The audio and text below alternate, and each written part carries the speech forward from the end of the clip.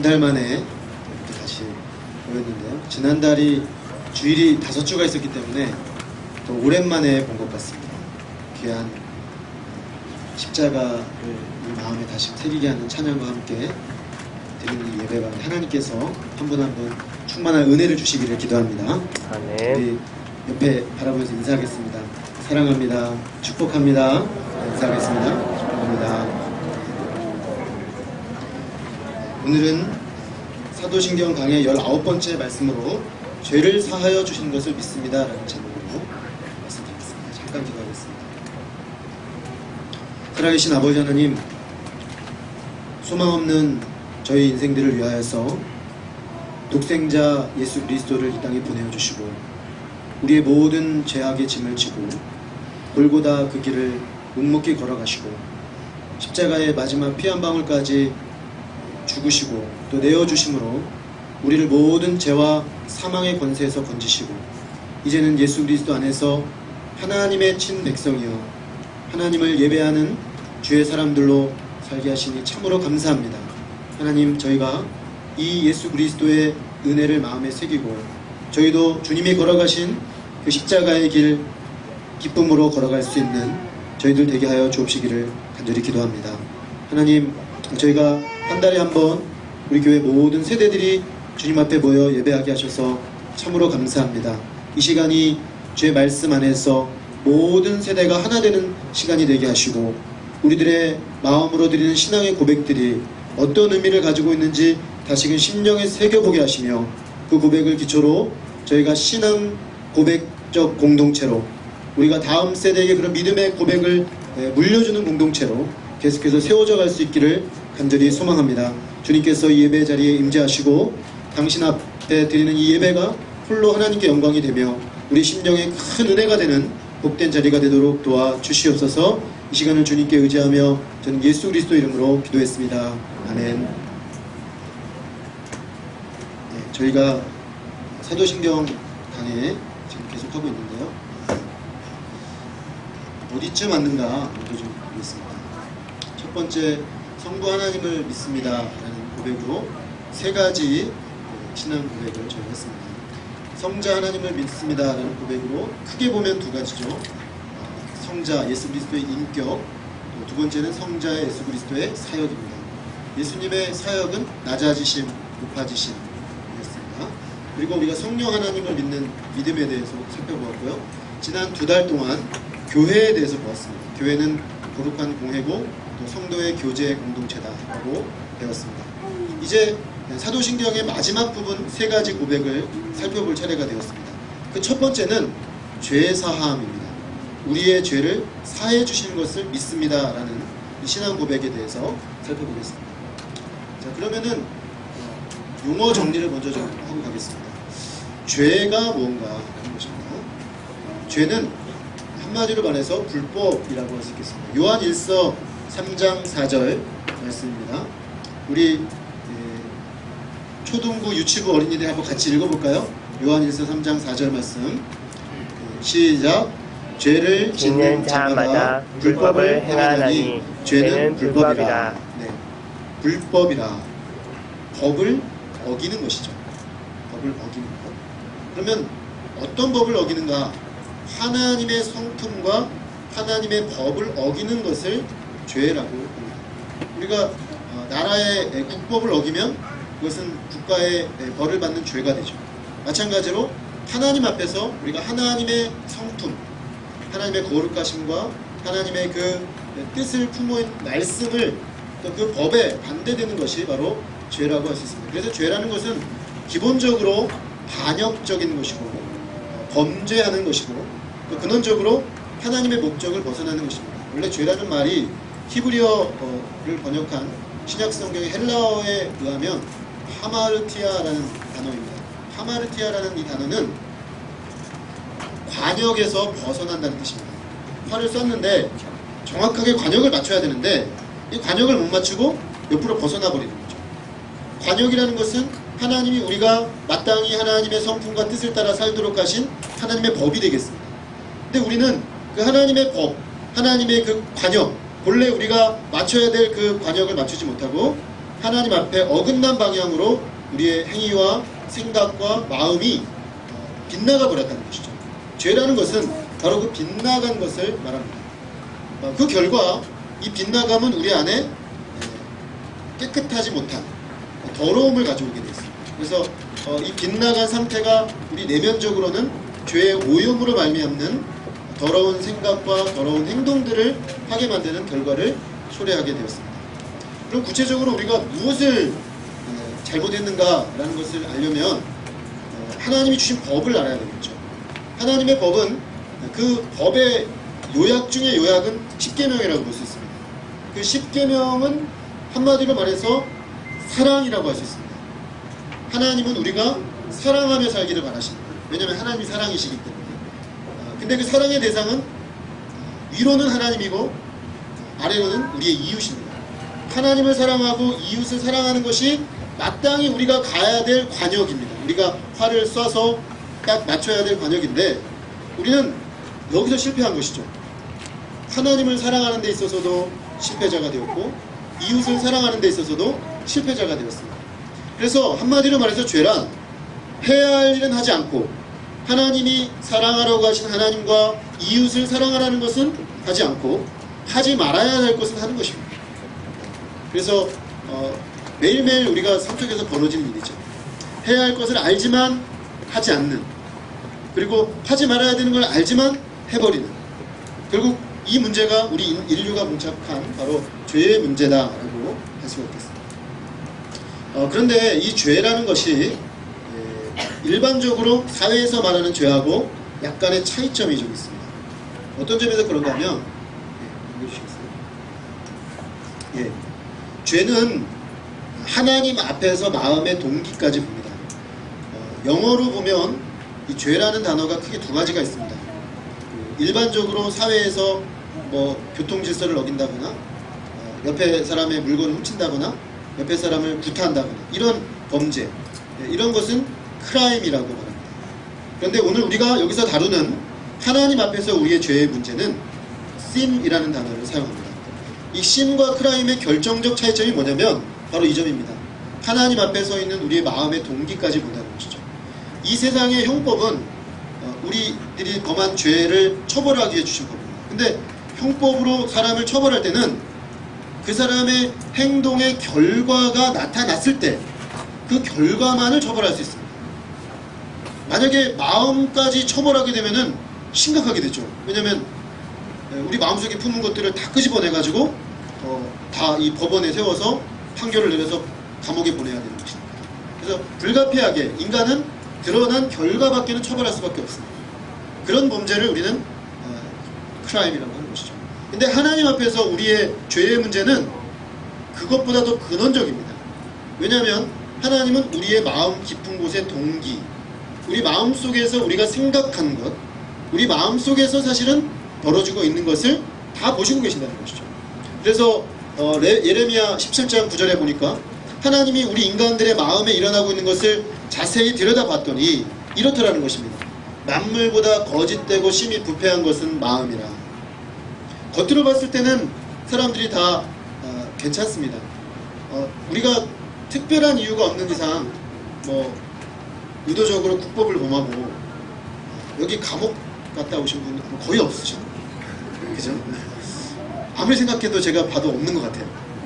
왜냐하면 우리가 그런 거 안 범하죠. 아주 훌륭한 민주 시민이기 때문에 범하지 않습니다.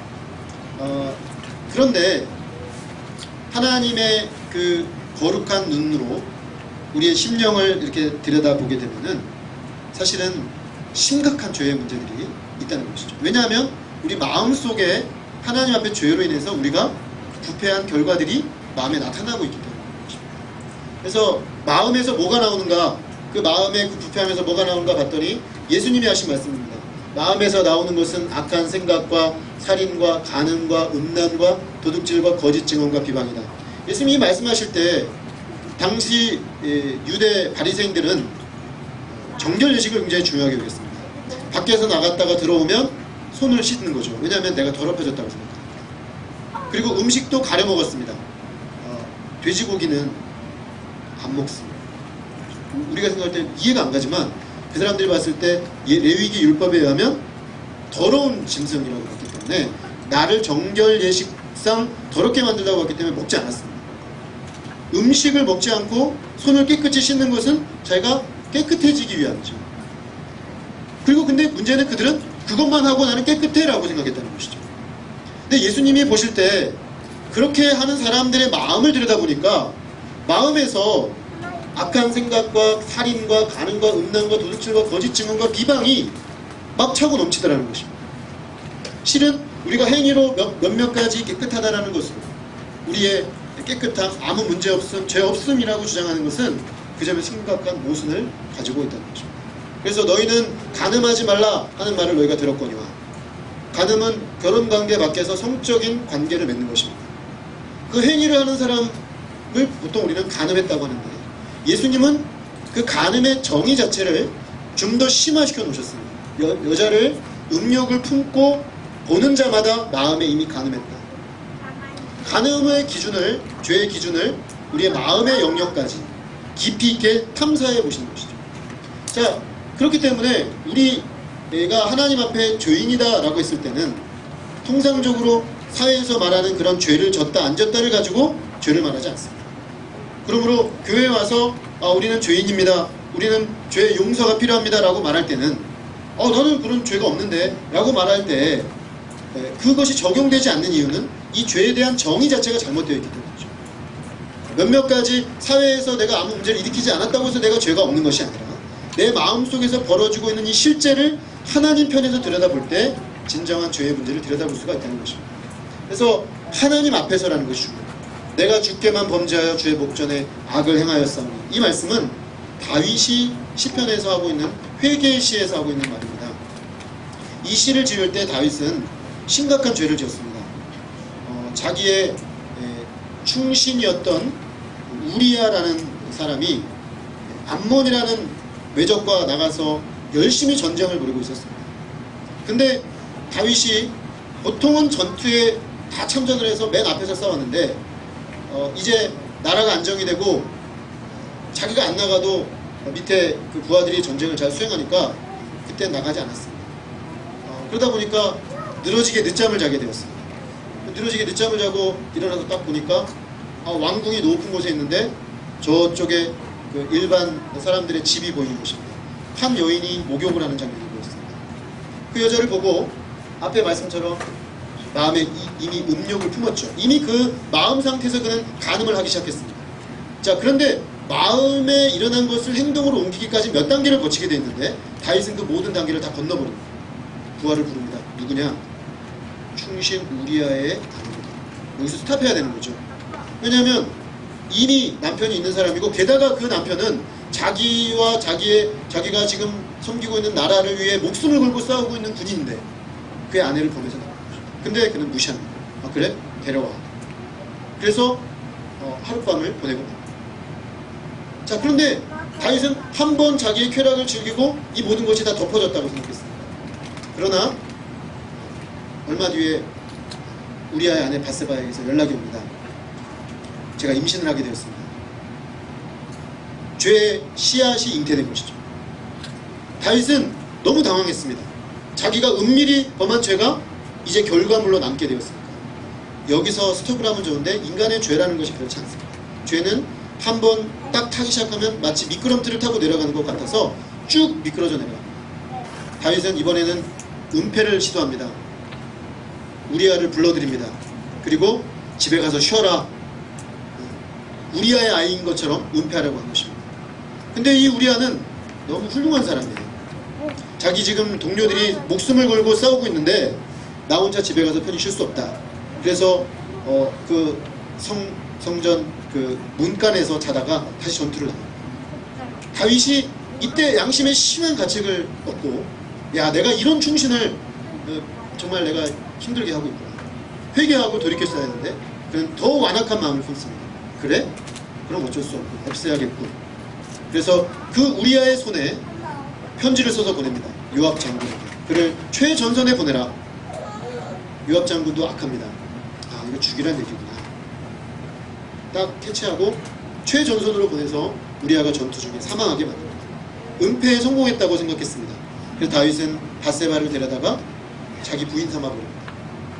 그렇게 많은 시간이 흘러버리죠. 1년 넘게 시간이 흘러가게 됩니다. 다윗은 이제 완전히 마음이 딱딱해져서 자기가 벌인 그 모든 행위들, 그가 벌인 행위로 나타난 죄만 해도 간음과 살인, 가장 중대한 인간 범죄 두 가지를 그는 행한 살인자요 간음자가 되었습니다. 그는 자기가 아무 문제가 없다고 생각했습니다. 그러나 하나님께서는 그에게 나단 선지자를 보냈습니다. 선지자는 다윗을 찾아가서 말합니다. 왕이시여, 제가 심각한 재판건이 하나 있어서 왕에게 의뢰를 하겠습니다. 한번 얘기해봐라. 어떤 부자가 있었습니다. 그에게는 수많은 양떼들이 있는 너무나 큰 부자였습니다. 그런데 이 옆집에는 양 한 마리로 만족하고 사는 가난한 사람이 있었습니다. 그런데 이 큰 부자가 어느 날 옆집에 그 양 한 마리밖에 없는 그 사람의 양을 빼앗았습니다.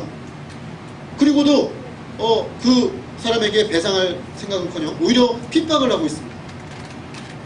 여기까지 들은 다윗이 머리끝까지 화가 났습니다. 아니, 어떻게 그렇게 나쁜 놈이 있단 말인가? 당장 내가 불러다가 처벌하겠다. 나단 선지자가 그때 말합니다. 그 부자가 바로 왕 당신이요, 당신이 바로 충신 우리아의 아내를 범하고 그 우리아를 죽이고 그러고서도 양심의 가책을 느끼지 못하고 그렇게 함부로 살고 있지 않소이까? 목숨을 걸고 감히 왕에게 선지자가 도전했습니다. 하나님께서 나단 선지자의 메시지를 사용하셔서 그 딱딱해진 다윗의 마음에 강력하게 역사하셨습니다. 그래서 다윗이 회개하기 시작합니다. 눈물로 회개합니다. 시편 51편에 보면 그가 얼마나 깊이 자신의 죄를 깨닫고 회개를 했는지 눈물로 침상을 띄었다고 할 정도로 눈물을 너무 많이 흘려서 침대가 물 위에 둥둥 떠다닐 정도로 그는 깊이 회개를 했습니다. 그런데 그의 그 회개가 얼마나 진실된 것인지를 보여주는 것이 바로 이 구절입니다. 사실 그는 밧세바에게 범죄했고 우리아에게 범죄했습니다. 사람에게 잘못한 것이죠. 그런데 그는 뭐라고 말하냐면 내가 주께만 범죄하여 주의 목전에 악을 행했다고 말합니다. 이 말은 그가 사람들에게 죄를 범하지 않았다는 말이 아닙니다. 자기의 이 죄 문제가 사람에게 한 범죄이기 전에 하나님 앞에 중대한 범죄라는 하나님 앞에 드러난 자기의 죄에 대한 자각이 있었다는 것입니다. 이것이 성경에서 말하는 죄고 성경에서 말하는 죄를 깨달았을 때 우리의 태도입니다. 그래서 사람들이 봤을 때 저 사람이 무슨 죄인이야 라고 여겨지지만 우리가 하나님 말씀 앞에 자신의 중심을 하나님 앞에 돌이켜 봤을 때 내가 정말 돌이킬 수 없는, 씻을 수 없는 죄를 지었구나 하는 것을 깨닫고 주님 앞에 두렵고 떨림으로 설 수밖에 없게 되는 것입니다. 그래서 우리가 죄를 이렇게 정의하게 되면 이 죄의 문제라는 것이 모든 사람에게 해당하는 심각한 문제구나 하는 것을 깨달을 수가 있습니다. 그러면은 이 죄가 어디서부터 기인하는 건가? 우리는 행위의 차원에서 많이 생각하지만 성경은 뿌리의 차원에서 접근합니다. 죄가 오늘날 이렇게 다윗은 하나의 행동으로 다 나타났지만 오늘 우리도 크고 작은 내면적인 행동의 영역에서 죄가 나타나고 있는 것은 그 밑바닥에 교만이 있기 때문입니다. 죄의 뿌리인 교만이란 한마디로 하나님의 자리를 차지하려고 하는 것입니다. 하나님은 우리 인간에게 법을 주셨고 그 법에 기초해서 살도록 집행하시고 또 그 법을 어겼을 때는 사법적으로 집행하시는 분이십니다. 그런데 인간은 선악과를 따먹고 나서 모든 그 이후의 인간들은 동일하게 사법적 판단, 그 다음에 입법자를 무시하고 사법적 판단을 자기가 내리려고 합니다. 자기의 죄 문제도 자기가 판단하고 다른 사람도 함부로 판단하고 자기가 하나님의 자리에 올라가서 모든 것을 판단하는, 사실 이 교만이 죄의 뿌리입니다. 왜냐하면 이 상태가 되면 자기 죄를 정직하게 인정하고 시인하지 않게 되죠. 왜냐하면 내가 판단하니까요. 나는 판단만 하는 사람이지 판단 받으려고 하지 않습니다.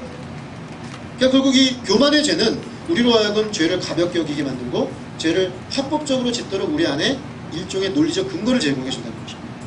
그래서 인간은 끊임없이 하나님으로부터 독립하려고 합니다. 하나님 없이 살려고 하죠.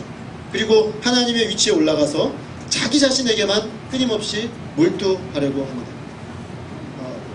기독교 역사상 가장 심각한 박해를 했던 로마 황제 중에 한 명이 네로인데요. 이 네로가 불을 질렀습니다. 로마에 불을 질렀는데 왜 불을 질렀냐면 자신의 시적 감흥을 유발하기 위해서 불을 질렀습니다. 이 네로는 로마 황제 생활이 별로 재미가 없었던 것 같아요. 그래서 예술가로 인정받게 됐습니다. 그래서 늘 하프를 펴면서 정말 졸작 시들을 만들어내는 거죠. 그 졸작 시를 만들어내도 그게 통하는 게 옆에서 아부를 하는 거예요. 아, 황제시여 타고난 시인이십니다. 아, 황제는 정말 세계 예술가입니다. 그러니까 하면서 또 졸작 시를 지어내는 거죠. 그러다가 이 시적 영감이 더 떠오르지 않으니까 대규모 프로젝트를 계획한 것이죠. 로마에 불을 지르고 그 불빛을 보면서 이 로마가 불타오르는구나 그러면서 시를 짓는 겁니다. 정말 심각한 자기도취죠. 정말 심각한 자기도취입니다. 세계 최강대국의 황제 자리에 앉고 거기서 모든 것을 자기가 좌지우지하다 보니까 마치 이 세상이 자기 중심으로 돌아가는 것으로 착각한 것입니다. 극단적인 자기중심성, 자기도취. 우리는 이런 네로의 모습을 보면서 네로가 근데 그렇게 자기가 잘못해놓고 어떻게 합니까? 기독교인들에게 모든 걸 덤탱이 씌워버리고 그걸 빌미로 기독교인들을 핍박합니다. 사실은 이런 네로의 모습이 우리들에게 정도의 차이가 있을 뿐 유사하게 나타납니다. 자기에게 과도하게 몰두하고 자기 자신을 과도하게 평가하고 그리고 나만을 중심으로 모든 것을 바라보려고 하는 성향이 우리 안에 있다는 것입니다. 그래서 우리는 내가 정한 기준을 가지고 다른 사람에게 강요합니다. 이게 하나님의 법이 아니고 내 법인데 옆에 사람에게 내 법을 가지고 강요하고 요구하고 판단합니다. 그리고 내가 정한 법의 기초에서 세상을 돌아가게 하기 위해서 끊임없이 노력하고 그런 영역을 확대해 가려는 노력, 그것이 어떻게 보면 성경에서 말하는 인간 삶의 아주 단순하게 요약한 모습이라고 볼 수가 있겠습니다.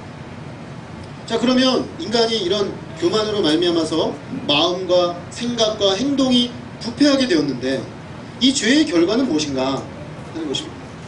죄의 결과는 한마디로 분리하고 파괴하는 것입니다. 죄가 있는 곳에는 분리가 일어납니다. 그리고 그 결과 파괴가 됩니다. 죄의 결과 하나님과 인간 사이의 관계가 깨져버렸습니다. 그래서 창세기 3장에 인간이 범죄한 직후의 인간 모습을 보면 창세기 2장의 인간은 에덴 동산에서 언제든 하나님께 나가서 하나님과 대화하고 하나님과 교제하고 하나님과 만나는 게 즐거운 그런 상태였습니다. 근데 창세기 3장에 딱 범죄한 직후의 아담은 하나님을 피합니다. 무화과로 자기를 가립니다. 하나님과 관계 맺는 것이 싫고 불편해진 것이죠. 싫고 불편해졌어요.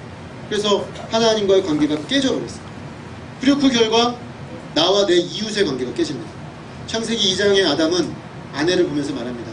이는 내 뼈 중에 뼈요 내 살 중에 살이라. 역사상 남자가 했던 말 중에 가장 간지나는 말이죠. 가장 감동적인 말이죠. 너 안에 내 안에 너 있다. 그 얘기 아니겠습니까? 그렇죠? 아내를 보고 너무 감격을 해가지고 아주 감격에 쳐서 외쳤습니다. 지상 최고의 존재로 대우해줬습니다. 근데 범죄하고 나서 하나님 앞에서 말할 때 그 아담의 아내에 대한 호칭이 이렇게 바뀝니다. 하나님께서 내게 주신 저 여자 그녀 때문에 내가 이렇게 범죄했습니다. 이렇게 말합니다. 관계가 깨진 거죠. 이것은 남자와 여자의 관계뿐만 아니라 그 이후로 모든 사람들, 죄가 들어간 곳에는 관계가 깨집니다. 죄가 들어간 곳에는 사람과 사람 사이에 불신이 생기고 오해가 생기고 그 다음에 미움이 생기고 다툼이 생기고 갈등이 생깁니다. 그 밑바닥에 보면 죄가 있습니다. 앞서 말한 죄의 모든 속성들이 작동하기 때문이죠. 그리고 죄는 나와 자연의 관계도 깨뜨렸습니다. 그래서 뱀을 비롯한 동물들도 본래의 상태에서 떨어지게 됐고 땅이 가시나무 엉겅퀴를 내게 되었습니다. 그래서 이 자연세계가 끊임없이 우리에게 경고를 해오죠. 지금 죄로 인해 지금 파괴된 세상이 어떻게 되고 있는가 하는 것들을 보여주고 있습니다. 그리고 나와 나 자신의 관계, 나도 나를 사랑할 수 없는 그런 상태가 되는 것입니다. 결국 이런 죄의 문제가 아담의 타락 이래로 모든 사람들, 우리 모두의 문제가 되어버린 것입니다. 우리는 이 죄의 문제를 해결하지 않으면 안 되는 것입니다. 근데 심각한 것은 죄는 단순히 분리하는 데서 끝나지 않고 분리를 고착화시키는 쪽으로 마침내 우리 끌고 갑니다. 그것이 바로 사망, 죽음입니다. 영적인 죽음이란 하나님과 영원히 분리되어 있는 상태입니다. 육체적인 죽음은 우리의 영혼과 육체가 분리되어 죽는 것이죠. 죄는 반드시 사망의 열매를 맺습니다. 한 번 죽는 것은 사람에게 정한 것이요 그 후에는 심판이 있으리니. 죽음은 끝이 아니라 그 죽음 이후에 하나님이 우리의 모든 삶을 평가하시는 심판이 있다는 것입니다. 그래서 결국 우리는 심각한 공경에 처하게 되었다는 것이죠. 모든 사람이 죄를 범하여 하나님의 영광에 이르지 못하게 되었고, 그 결과 하나님의 진노가 불의로 진리를 막는 모든 사람들의 경건치 않음과 불의에 대하여 하늘로 쫓아 나타나고 있습니다. 하늘로 쫓아 하나님의 진노가 나타나고 있는 증거가 뭐냐면 우리가 자기 멋대로 살고 있다는 것이죠. 하나님의 뜻 앞에 돌아가려고 하지 않고 돌이키려고 하지 않고 계속 내 마음대로 살려고 하는 것, 이 상태 자체가 하나님의 진노 아래 있다는 증거입니다. 하나님의 진노가 거두어진 증거는 뭐냐면 우리 마음에 죄를 깨닫고 돌이키고 싶어지고 하나님께 나아가고 싶어지고 하나님과 관계를 회복시키고 싶어하는 것, 그게 하나님의 은혜의 상태입니다. 근데 그런 마음이 없고 계속 하나님으로부터 멀어져가는 쪽으로 끊임없이 가려는 상태, 그 마음이 그대로 버려져 있는 상태, 그것이 바로 하나님의 진노의 상태입니다. 그래서 우리는 이 문제를 해결하지 않으면 안 되는 그런 상태가 되었다는 것입니다.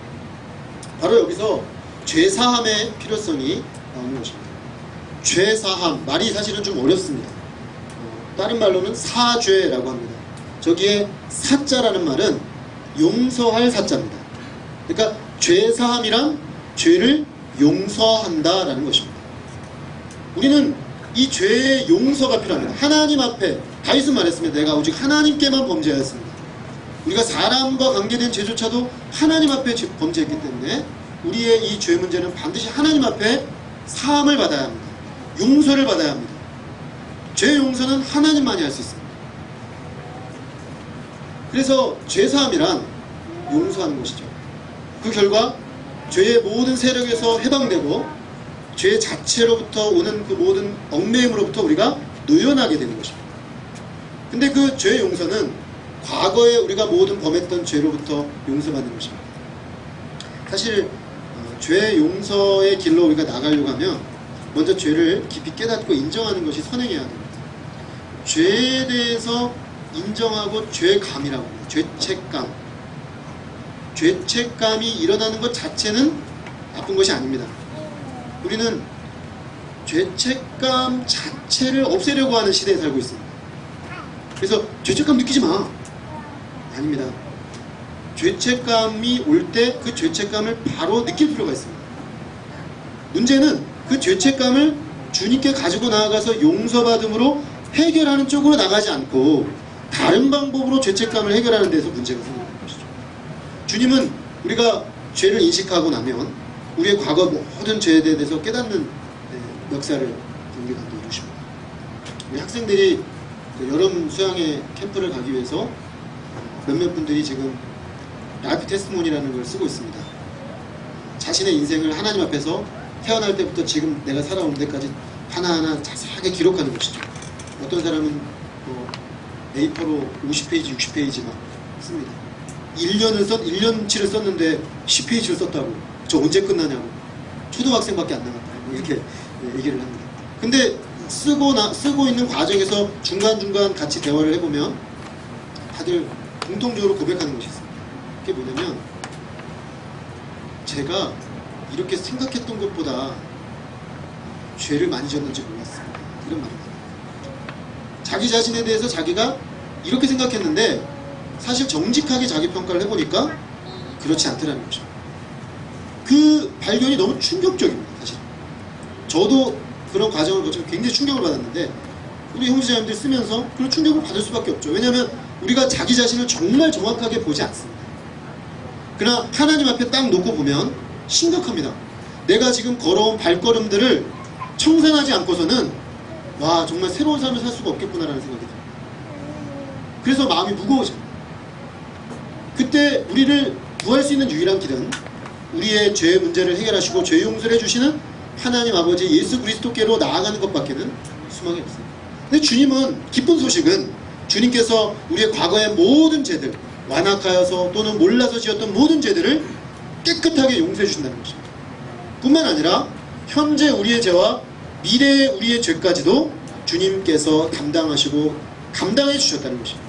그래서 이제 이 예수님 안에서 하나님 없던 예전의 삶을 청산하고 하나님과 함께하는 새로운 삶으로 시작할 수 있는 출발점, 그것이 바로 죄사함, 죄용서입니다. 그래서 구원의 길에 있어서 우리가 죄용서는 그 출발점이라고 할 수가 있겠습니다. 이렇게 죄사함의 의미를 정의하고 나면 우리가 죄사함이 꼭 필요하구나 하는 것을 깨닫게 됩니다. 그러면 하나님께서 우리를 죄를 용서해 주셨다고 하시는데 어떤 과정을 거쳐서 용서해 주셨나를 살펴보겠습니다.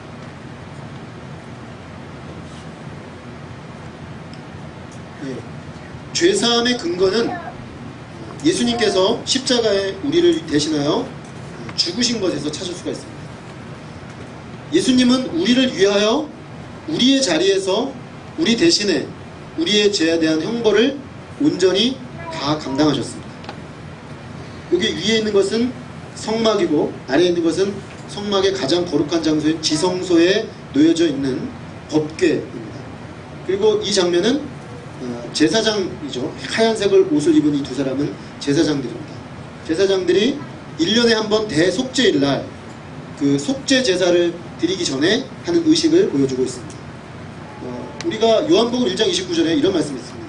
보라, 세상 죄를 지고 가는 하나님의 어린 양입니다. 이 말씀은 바로 이 장면을 근거로 해서 주어진 것입니다. 로마서 4장 25절, 이 예수를 하나님이 그의 피로 인하여 믿음으로 말미암는 화목 제물로 세우셨다라고 했습니다. 이 두 제사장이 이 성막 앞에서 이 두 염소입니다. 염소를 두 마리를 놓고 한 마리는 먼저 백성을 대표하여 손을 얹습니다. 이것은 한편으로는 동일시입니다. 지금 이 염소가 죽는 것은 내 죄로 인해 죽는 것이라는 것이죠. 또 한편은 전가입니다. 내 모든 죄를 이 염소에게 떠넘기는 것입니다. 그리고 그 염소를 잡습니다.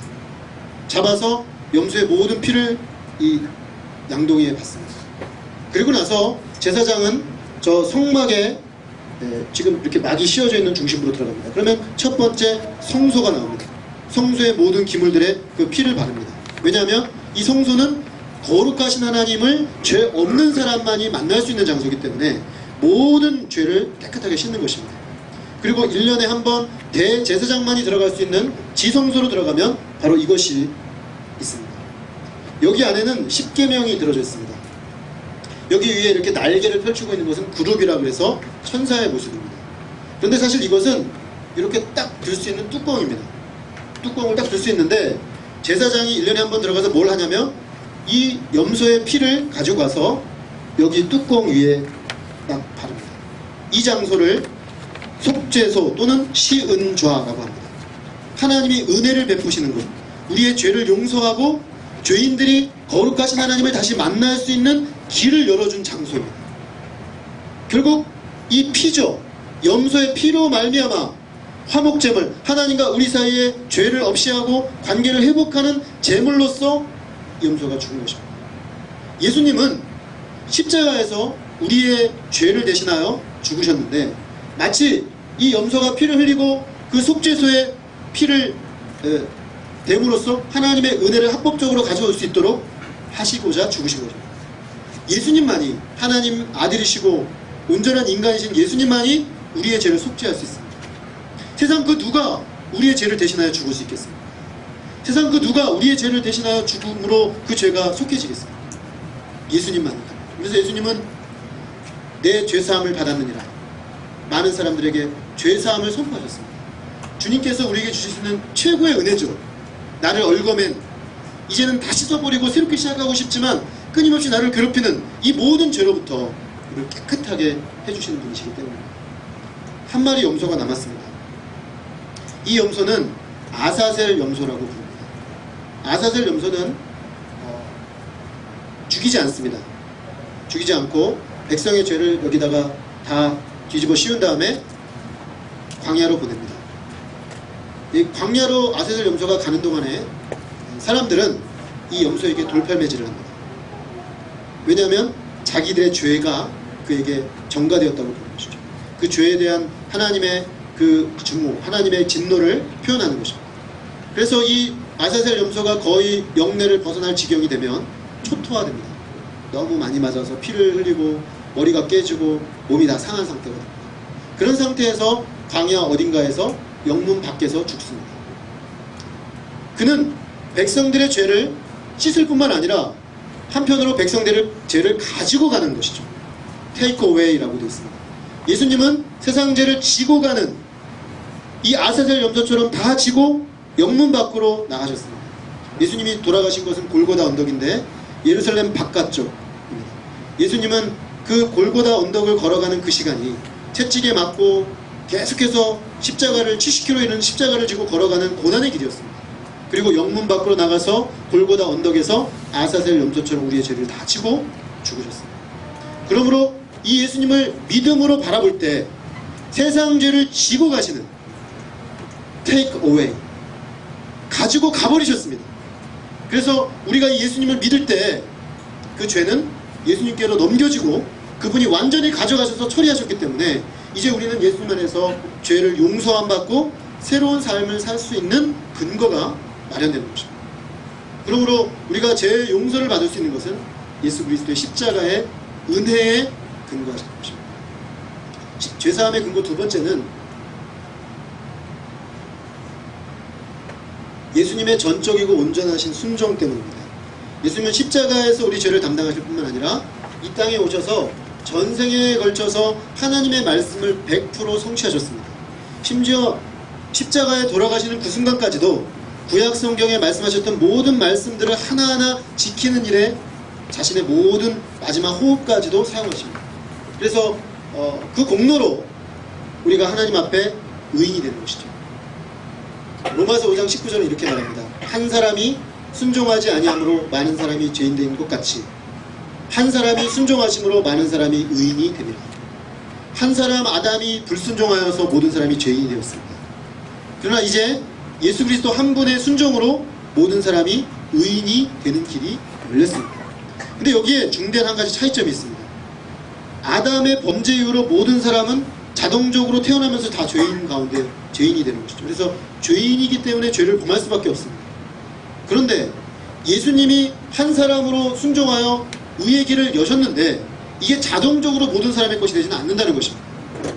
이것은 믿음이라는 통로를 통해서 됩니다. 믿음이라는 통로는 왜 필요하냐면 예수님과 우리가 연합하기 위해 필요합니다.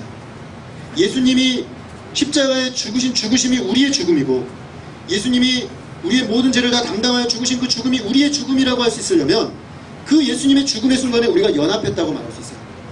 사도 바울은 그것을 이렇게 표현했습니다. 내가 그리스도와 함께 십자가에 못 박혔다. 여기 어느 누구도 역사적 현장인 2000년 전 십자가 골고다 언덕에서 예수님과 함께 못 박힌 사람은 없습니다. 근데 바울은 어떻게 자기가 십자가에 못 박혔다고 말합니까? 그것은 자기가 믿음으로 예수 그리스도와 그 당시에 믿음으로 연합하여 같이 죽었다는 것입니다. 그래서 내가 그리스도와 함께 십자가에 못 박혀 죽었으므로 그 자리는 그리스도 예수의 사람들은 육체와 함께 정과 욕심을 십자가에 못 박는 자리라는 것입니다.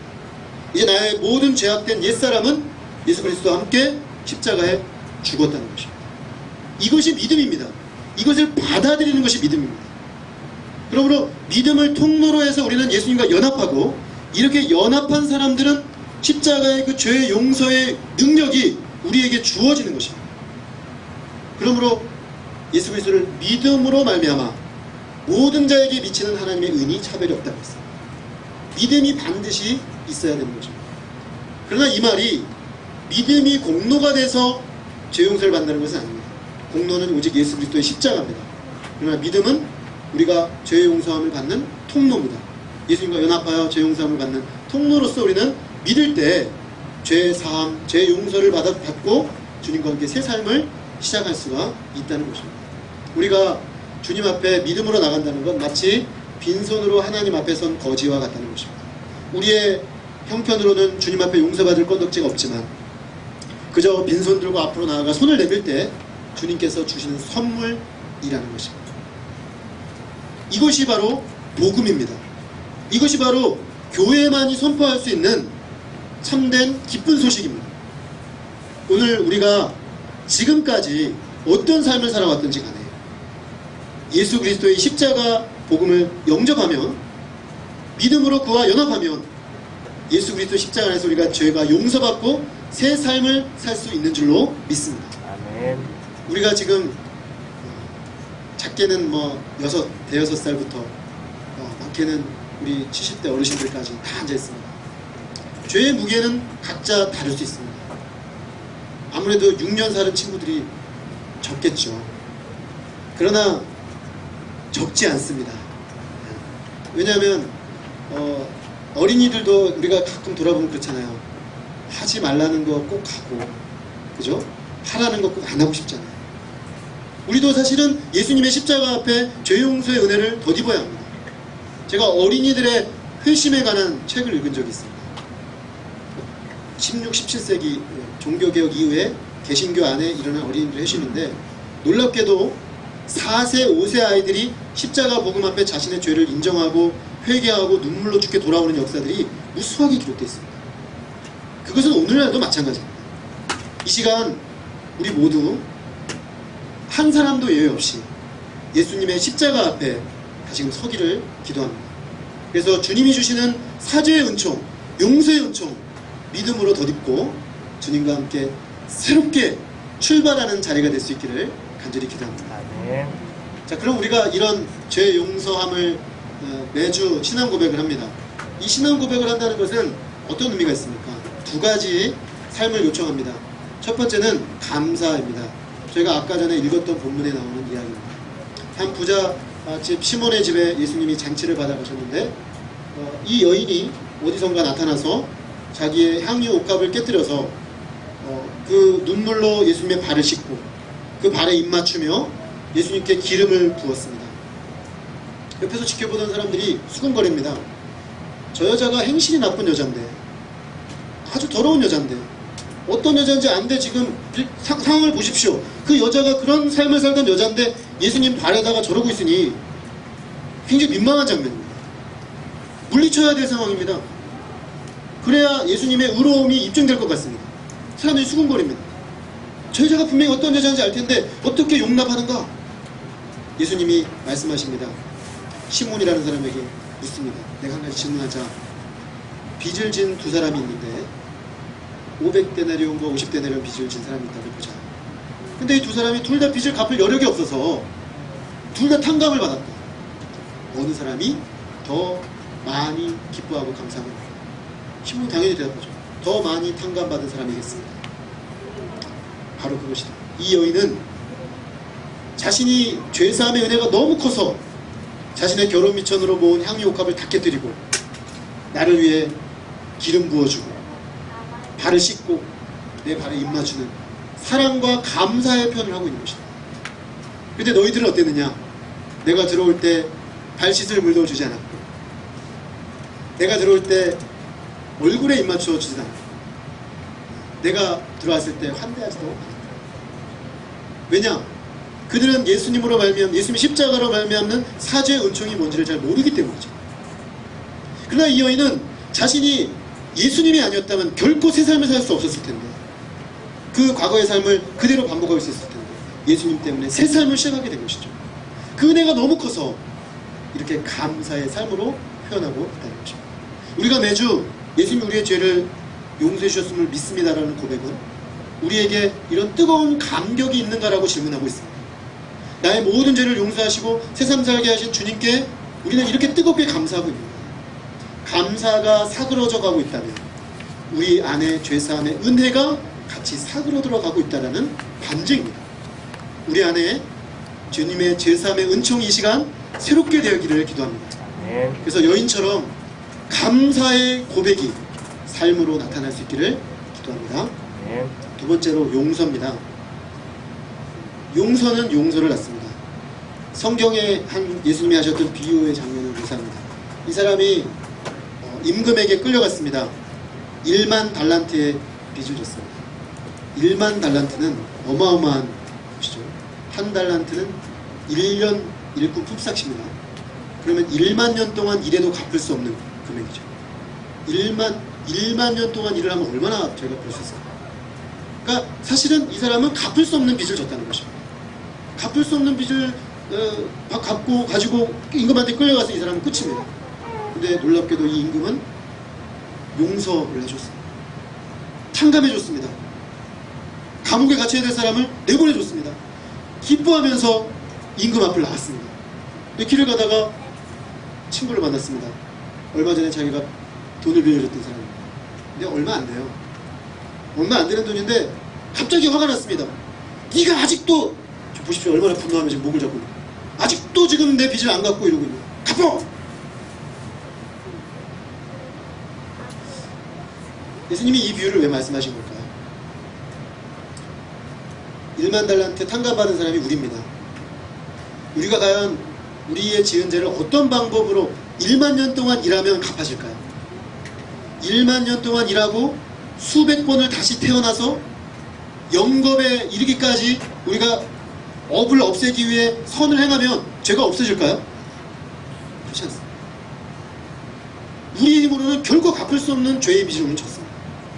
근데 예수님은 이 모든 우리의 죄를 십자가에 담당하심으로 하나님이 그저 용서해 주셨습니다. 그래서 우리는 자유롭게 되었습니다. 용서받은 죄인, 그게 신자입니다. 근데 우리는 우리에게 죄 지은 사람 1만 달란트까지도 아니고 몇 데나리온 상처 주고 고통 준 사람 목 붙잡고 부르르 떨면서 내가 너를 결코 용서할 수 없다, 이렇게 할 때가 얼마나 많습니다. 사실은 주님이 우리에게 용서를 주시고 우리가 용서받은 자로 고백한다는 것은 이 자리에서 나와서 주님이 나를 먼저 용서하셨으므로 나도 그 사람을 용서하는 자리로 가겠다는 고백이 되겠습니다. 그러므로 용서의 삶이 나타나고 있지 않다면 우리가 주님 앞에 용서받은 자로서 서 있는가 질문해야 한다는 것입니다. 그 점에서 우리의 삶 속에서 죄 용서 받은 자로서 어떻게 우리는 다른 사람들을 바라보고 있는가 돌아보면 좋겠습니다. 말씀의 결론을 맺겠습니다. 제사함을 믿는 믿음의 사람들은 마지막 여기 그림이 두 가지가 있습니다. 하나는 렘브란트의 탕자의 귀향이라는 그림입니다. 탕자가 아버지가 준 모든 것 가산을 다 탕진하고 돌아와서 비참하게 아버지 품에 안겨있는 모습입니다. 그는 할 말이 없습니다. 근데 아버지는 있는 그대로 그를 받아주고 용서해줍니다. 어쩌면 저 탕자의 모습이 우리의 모습입니다. 이런 은혜를 받은 사람들은 오른쪽에 나와있는 손양원 목사님이 보여주신 용서의 삶을 살도록 부르심을 받은 것입니다. 그분은 자기의 생태 같은 두 아들을 하루아침에 동산 청년에게 총에 맞아 잃었습니다. 하나도 아니고 둘이나 된 장성한 두 아들입니다. 얼마나 마음이 아팠겠습니까? 그는 그러나 너무나 힘들었지만 3일째 장례식 날에는 9가지 감사 제목을 받았습니다. 그 감사 제목은 철저하게 오늘 복음 말씀에 근거한 것입니다. 자기 같은 죄인을 위하여 그리스도를 허락해 주신 것에 감사합니다. 자기 같은 죄인의 집안에 이런 순교자가 나게 하신 것을 감사합니다. 자기 같은 죄인의 집안에 순교자가 하나가 나도 영광이거늘 이렇게 2명의 아들을 한꺼번에 순교자로 하나님께 바치게 하셔서 감사합니다. 마지막으로 그는 자기 아들을 총으로 쏴 죽인 그 청년을 양아들 삼을 마음을 주신 하나님께 감사합니다. 그는 용서를 선택했습니다. 그도 아마 힘들었을 것입니다. 그러나 그에게는 1만 달란트 빚 탕감받은 자의 은혜가 있었습니다. 아까 그 향유옥합을 깨뜨렸던 여인의 죄사함의 은혜가 있었습니다. 그 은혜가 그로 하여금 그런 삶을, 그런 선택을 하게 되었습니다. 오늘 우리가 주님의 죄사함의 은혜를 고백하며 이 자리에 있는데 우리는 그 고백 가운데 어떤 용서의 삶, 감사의 삶으로 나타나야 할까요? 이 시간 주님 앞에 질문해보며 우리 삶의 자리로 이 죄사함의 은총을 가지고 나가서 그 은혜를 나타내는 주님의 복된 삶 살 수 있기를 간절히 기도합니다. 기도하겠습니다. 살아계신 아버지 하나님,